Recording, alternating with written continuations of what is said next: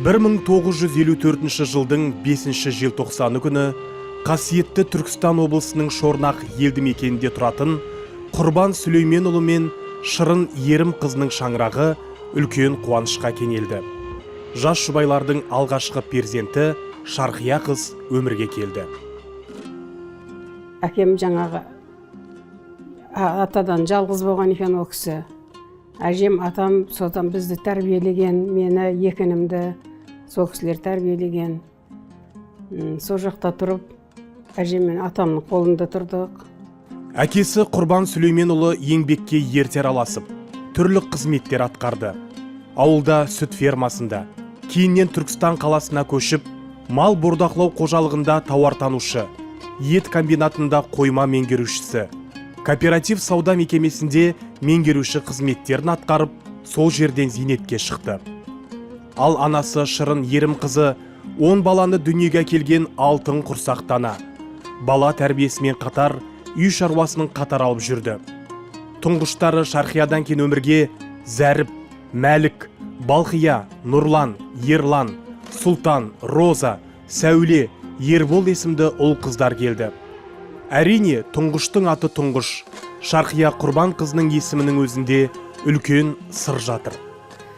Атымды әжем қойған екен, ауылға жаңа дәрігерлер келіп, сол дәрігердің есіміменен Шарқия деп атаған екен. Әйел дәрігері дейді, гинеколог қазіргі тілменен. Сол дәрігердің атымен атаған екен мен атымды. Расында да Шарқия өте сирек кездесетін әдемі есімдердің бірі.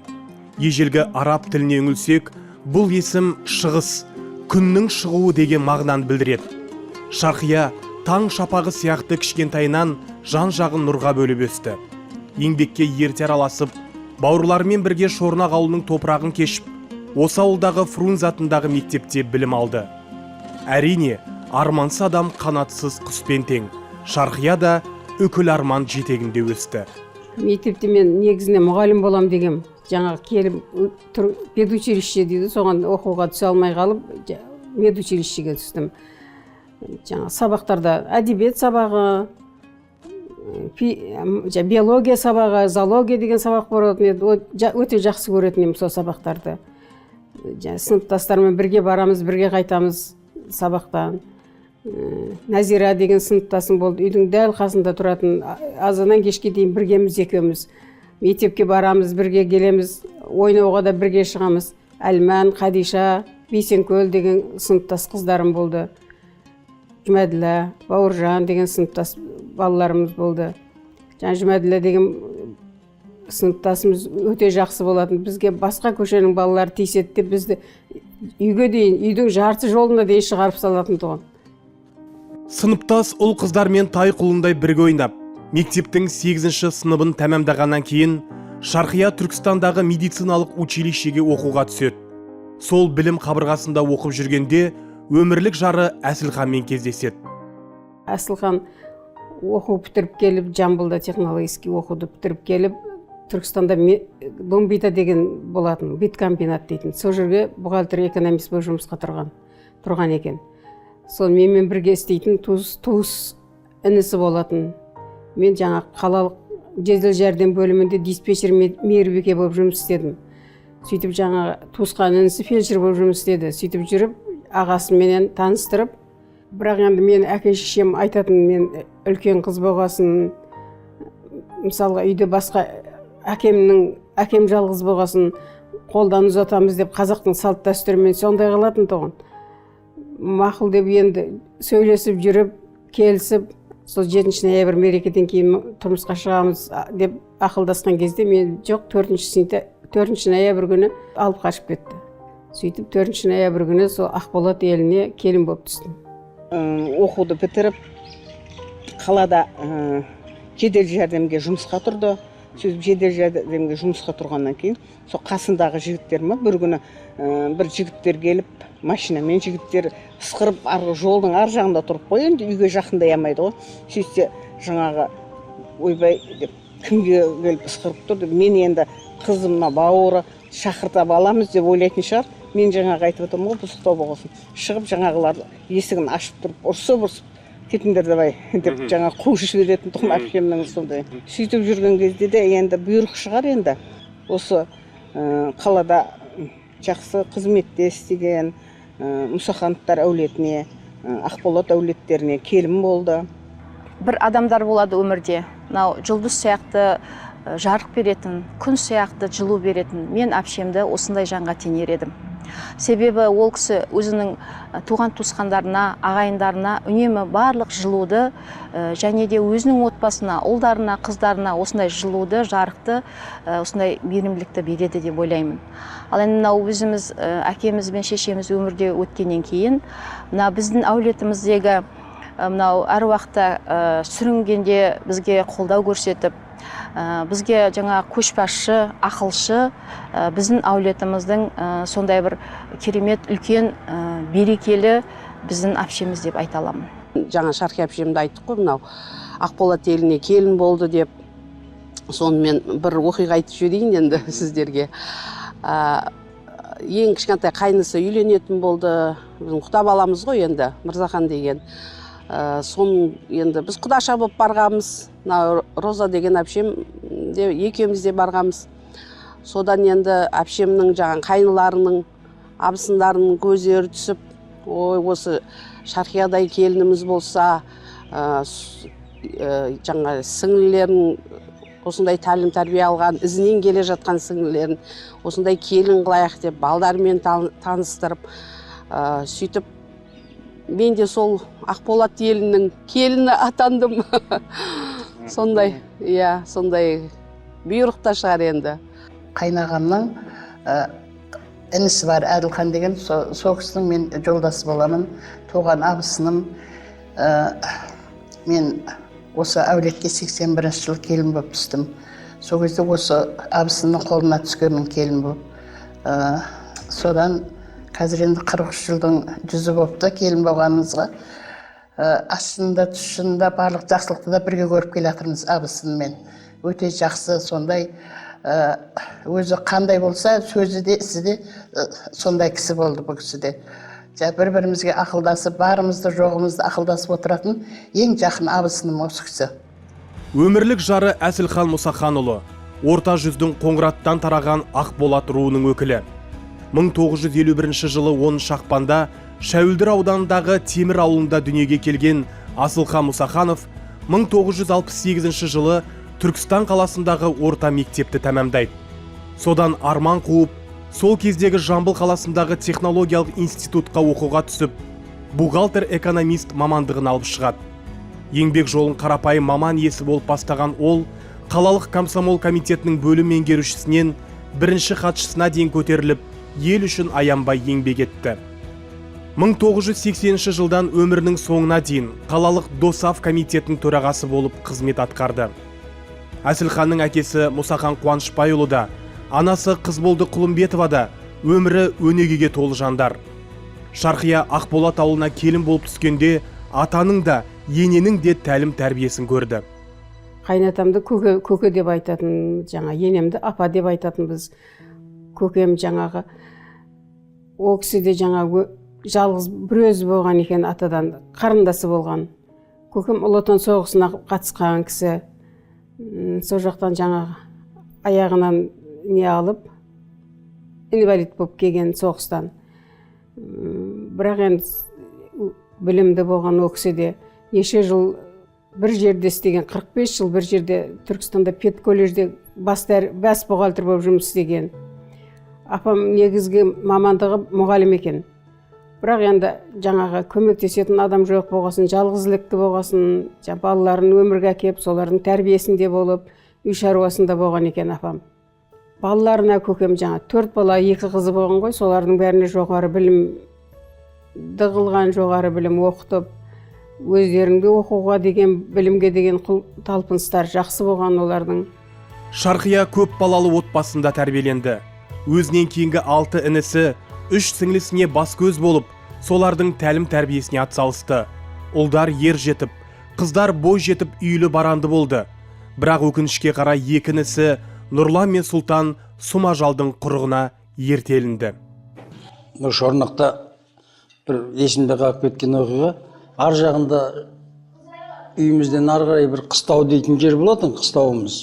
Ата бабаларымыздың қыстайтын жері. Сол қыстауға баратырмыз, енді әжем бейшара жетектеп барады, Шәкен екеумізді. Бір арық бар, кішкентай Рөяжа деген апамыз болатын, сол Рөя апамның алдында бір кішкентай арық болатын, сол арықтан секіріп өту керек. Әжемдер, Шәкеңдер өтіп кеткен, мен сымға дөңгелек істеп аламыз да дөңгелек үйретеміз ғой. Дөңгелек лақтырып жіберді десем, Шәкең маңдайына тиіп, осы уақытқа дейін ізі бар ғой. Қанап, әжем бейшара айқайлап, ұрсып бармайсыңдар деп үйге дейін қайтарып қуып келген. Егемендік алған кезде қиыншылық заман болды. Бәрі халық қиналды. Сол кезде менің әпшем мықты екен. Өмірді жеңіп шықты, 3 баласын жетектеп, бәрін орнына қойды. Бәрі жоғарғы білімді, соны мен айтайын деген әпшеме рахмет, езгенімді жоқтатпай, сондай балдардың бәрін орнына қойды. Кішкентай кезімде әлі бір есімде қалып кеткені, бала болғасын ойнаймыз, күлеміз, бұзықшылық істеп қоямыз, ағаларымыз ұрады. Бірақ менің защитнигім Шарқи апам тұғын. Әлі есімде мен жаңағы автобусқа мініп шорнақ қалып барады, сонда жаңағы туысқандарға барады, подружкаларына, класстастарына.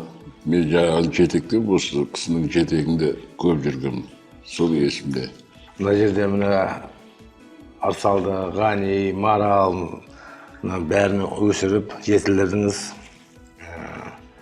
Арсалды өзім класстасым, бір партада отырғанбыз екеуміз. Ғанидың групп баласымын. Ғаниға рахмет, осы әпшемізге қарап, Құда қаласа шаңырақты түстін түсесіп отқан Арсалыларға, Марал, Мәкеңдер, қаласа осы бәріміздің алдымызда күліп ойнап жүре беріңіз.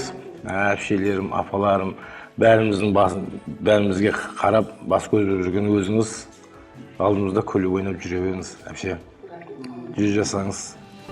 1975 жылы Әсілхан мен Шарқияның тұңғыштары Рысалды дүние есігін ашты. 1976 жылы Ғани өмірге келді. 1981 жылы кенжелері Марал, Мұсахановтар отбасын қуанышқа бөледі. Бір ұл 2 қызды қанаттыға қақтырмай, тұмсықтыға шоқтырмай тәрбиелеп, сапалы білім мен саналы тәрбие берді. Рысалды өмірге келді, одан артынан Ғани келді, одан Марал келді артынан.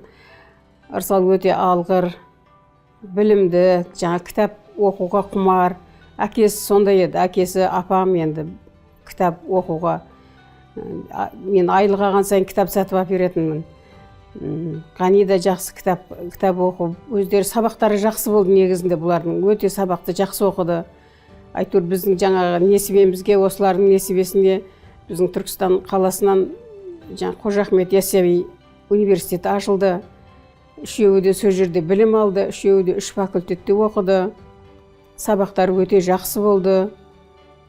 Рысалды мен Марал сол жерде оқу бітіріп, одан магистратураны сол жерде оқыды. Одан Рысалды білім қуып, қызмет істеймін деп Алматыда жұмысқа тұрып, сол жақта жүріп Алматыда жұмыс істеді. Ғани сол жақта ең бірінші Ғани қалалық емханада істеді, заңгер болып. Одан Қожа Ахмет Яссауи атындағы университетте заң факультетінде мұғалім болды. Қазіргі таңда енді сол университетте заң бөлімінде меңгеруші. Марал да сол жерде мұғалім еді, енді өздерінің жанұясына, семьяларына байланысты, жеке кәсіптеріне байланысты. Қазіргі таңда үйінде кәсіпкер енді. Мен өзім үйдің тұңғышымын ғой. Қазақта тұңғышқа артылатын жүк өте міндет өте ауыр. Менің жағдайымда ол 2 есе ауыр, өйткені әкеден өте жастай қалдық.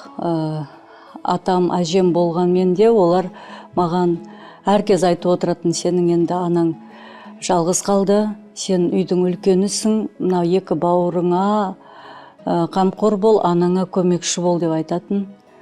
Менің бар міндетім Анам жұмыста жүргенде осы екі бауырыма қарау, үйдің шаруасын түгел атқару, сосын білім, өзім негізі кітап оқығанды қатты жақсы көретін едім. Жаңағы кітаптың қызығына кіріп кетемін дағы, үйдің шаруасын ұмытып кететін жағдайларым көп болатын. Бірақ бір сағаттың ішінде апыр-топырын шығарып, осылай тез жұмыс жасайтын. Бірақ өзім бар арманым кітап оқу болатын. Сонда бір кітаптан кейін бір кітапты үзбей оқи берем, мамам айтатын. Көп оқи бермей, арасында далаға шығып серуендесейші деп көп айтатын. Ана деген асыл адам ғой, оның бәрі ақындар да мойындаған сөз бар ғой. Асылда туған анадан, ақында туған анадан, асылда туған анадан демекші. Мен енді өзім үйлендім, балалы болдым, берекет балам туылғаннан апасы қарады. Сөйтіп мен әзілдеймін ғой, кезінде маған да осылай қарадыңыз екен деп. Бірақ енді оған анам жаңағыдегі барлық ағайын туысқандарға қарап жасап жатқан жақсылығын көріп, енді одан да жақсы қараған шығар енді өзім баламды. Енді біздің кезімізде басқаша болды, совет үкіметінің кезінде. Ол кісілер жұмыс істеп жүрді, біз жаңағыдегі апам мен атамыздың тәрбиесінде көп болдық. Енді анам орны ерекше. Ал мама, сізге мына өмірдегі бар жақсылық тілеймін, мен сізді жақсы көремін. Енді осы бізді қызықшылығымызды енді өсіреміз деп жүріп көрмей қалған шығарсыз. Немерелеріңіздің бар жақсылық қызықшылығын көріңіз деп тілеймін сізге.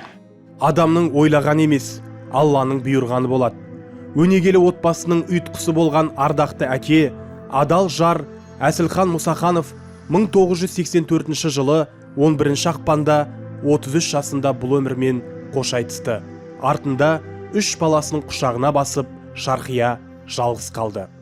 Жаңа әкелері ертарақ өмірден өтіп кетті ғой, енді ертарақ денсаулығы болмай өмірден өтіп кетті.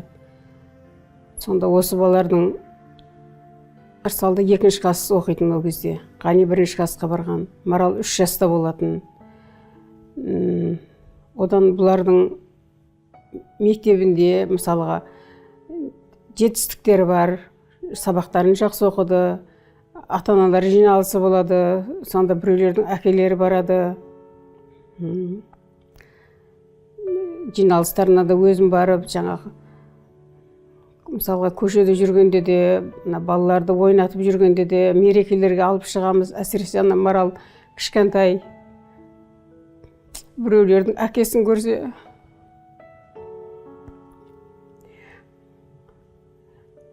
аңқайып қарап қалады, қызығып. Одан бұлар оқу бітірді, оқыды, тұрмысқа шықты. Әрқайсының жетістігін жеке тұрып қарсы алу, жеке тұрып қуану өте қиын кездер болды. Сол әкем жаңағыдегі есепке жақсы еді. Бізді есеп шот үйрететін. Ол кезде ана заманда ағаш есеп шот болатын еді ғой, неге салып. Соның біреуін 10-дық, 100-дық, 1000-дық дегендерін үйретіп. Сол математикадан енді фундаментіміздің сол кезде қалып кетті деп ойлаймын мен.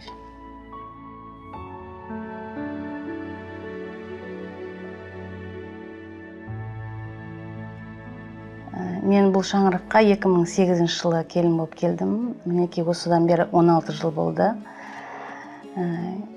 Келгеннен бастап ене емес анамдай көріп кеттім. Өйткені өзім анаммен бір отбасында болған жоқпын, әжелерім тәрбиелеген. Сондықтан маған күнде бірге ана деп, мама деп айтқаннан кейін ба өзіме анамдай жақын болып кетті. Екінші анамдай жақын. Келін болып түскеннен бері білмегенімнің бәрін үйретіп, келе жатыр. Қателіктеріме жай ғана түсіндіріп, ақылын айтып, ешқашан бүйтіп қат сөйлеп, ұрсып көрген емес. Бір-бірімізді бірден түсініп кеттік десем де болады. Бірге жүрсек, көшеде де, қай жаққа барсақ та, келін емес қызыңыз ба деп екеуміз қатты ұқсатады. Өзімнің анамдай жақсы көрем. Әлі де үйретіп білмегенімізді, ақылымызды айтып келе жатыр. Анамнан мен төзімділікті үйрендім. Әрқашан өзім бір қызмет барысында, әйтпесе жеке өмірімде бір қиындыққа тап болсам, бірінші анамды ойлаймын дағы, анамдағы төзім есіме түседі дағы, өзімдегі бүкіл қиындықты ештеме емес екенін түсінемін. Негізі менің туғаннан тәрбиеме араласқан негізі әкем. Мен мектепке барғаннан өзі бүкіл сабағыма қарайтын. Бірінші класста мен уже «Балдырған» деген журналға шыға бастадым. Соны өте қуанатын. Бірінші әңгімем, екеуміз бірге отырып, әйтеуір бір ұйқас сөздер болса, мен енді өлең жаза алады деген сияқты қабілетім бар деп, соны шыңдауға тырысатын, сөздердің рифмаларын қолдану тәртібін айтатын. Мен бірінші класста оқысам да, сөздің ұйқасын құралатынды біліп, жазған жазуларымды өзі тексеріп, өзі жаңа «Балдырған» журнал, өзі өйткені бүкіл Қазақстанның газеттеріне жарияланып, сөйтіп жүретін еді. Мен де сол салаға кішкене бейімдеген әкем болатын. Алғашқы мақалаларым шыққан, қуаны «Балдырған» журналды іліп, осылай қоятын, мен соны бір мақтан көріп, жетістігім деп солай ойлайтын едім. Мен 2-ші класста жүргенде әкем дүниеден озды. Мен де жазуды бірден қойдым. Бірден қатты есейіп кеттім. Өмірге өкпемді білімнен алуға тырыстым. Жазуды мүлдем тастадым. Бірақ кітап оқуымды қоймадым. Жаңағы папамның үлкен кітапханасы болатын. Сонда өзім қызығушылығым бойынша қазақ тіліндегі кітаптардың бәрін оқыдым. Абай жолын, Ілияс Есенберлиннің бүкіл кітаптарын 4-ші класқа жетпей мен уже бітірдім. 4-ші класстан кейін уже папамның партийный кітаптарына көзім түсе бастады. Анау кітаптарды оқыған сайын папаммен сырласқандай өзім күй кешетінмін. Сол мамам айтатын, сен әкеңе тартқасың, сөйлеген сөзің, жүрген жүрісің, бойың бәрі әкеңе ұқсайды деп мен соған қуанатын. Анашым, осы ғұмырдағы бар жақсылықты өзіңізге тілеймін. Деніңіз сау болып, 100-ге жетіңіз. Мынау кішкене біздің бала шағамыздың сіз қызықшылықтарының бәрінің ортасында отқаныңызды қалаймыз. Осы әулеттің басында өзіңіз тұрсыз. Сол тізгінді жақсылап ұстап, өзіңізді 100-ге жеткізіңіз. Біз де сізге тек жақсылық көрсетуге барымызды саламыз. Мама, мен сізді өте қатты жақсы көремін. Бірақ Шарқия Құрбанқызы бала шағамен жалғыз қалса да, Әсілхан Мұсахановтың шаңырағының отын өшірмей, ешқандай қиындыққа мойымай, бүкіл ауыртпалықты қайыспай, жалғыз өзі көтере білді. Талғардың таза ауасы. Табандылықтың арқасында бүгінде ұл қыздан немерелер өрбіп, үлкен бір әулетке айналды. Құдіретті көшке қарашай, аққырау түсті шашыма. Шарқия, шығыс, күннің шығысы. Расында да Шарқия Құрбанқызы таң шапағындай жарқырап, нұрын бүкіл әлемге төгіп, шуағын шашып тұрғандай. Қыз өсірдім жетелеп, қызығын көре берейін, ұлдың да ұлын жетелеп, қызығын көре берейін, қыздың да ұлын жетелеп.